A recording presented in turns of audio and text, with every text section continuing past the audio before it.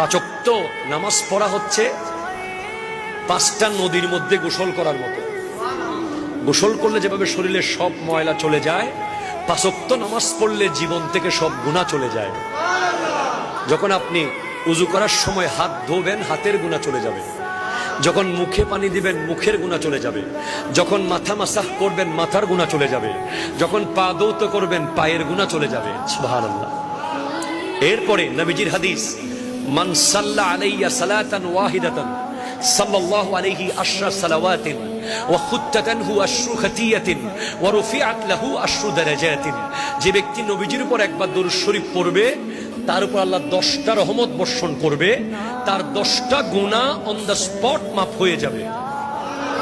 তাহলে নবীজির উপর দরুদ পড়লে গুনাহ মাফ হয়ে যায়। সুবহানাল্লাহ, জোরে বলেন। এরপরে নবীজি জানিয়েছেন, আমরা জেনেছি শুধুমাত্র এই দোয়াটি একবার পড়েন, আল্লাহ তাআলা আপনার 90 বছরের গুনাহ মাফ করে দেবেন ইনশাআল্লাহ।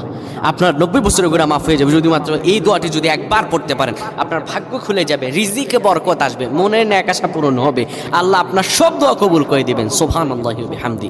এত ফজিলত, এই দোয়াটা আপনারা শেয়ার করে দিবেন। এই যুবকেরা, আমল না করেও সওয়াব পাবা। তোমার একটি শেয়ারে, একটা বাটনে প্রেস করে তুমি সওয়াব পেয়ে যাবা। কারণ তুমি আমল না করো, অন্য কেউ যদি তোমার শেয়ারের বদৌলতে আমল করে, সওয়াব তুমি পেয়ে যাবা। নবীজির হাদিস। আমার ভাইয়েরা, আল্লাহর কাছে দোয়া করা, আল্লাহর কাছে দোয়া চাওয়া, এটি হলো মুমিনদের কাজ। আমার আল্লাহ বান্দাকে বলেন, বান্দারে উদউনি আস্তাজিব লাকুম, আমার কাছে চাও, আমার কাছে চাইলে আমি আল্লাহ তোমাকে দিয়ে দিব।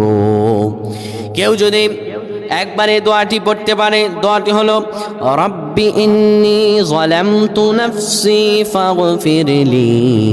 কেউ যদি এই দোয়াটা একবার পড়তে পারে, আমার আল্লাহ তাআলা তার 90 বছরের গুনাহগুলো মাফ করবেন।